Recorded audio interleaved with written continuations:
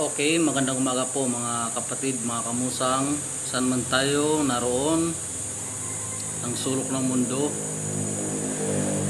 Pagpalain po tayo ng may kapal.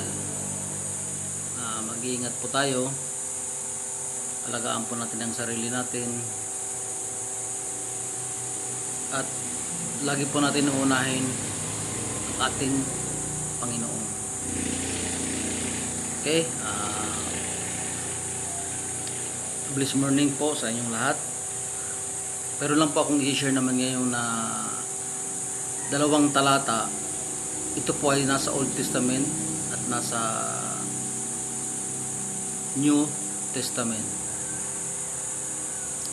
Kasi hindi naman po sa inaatake or ano man po yung mga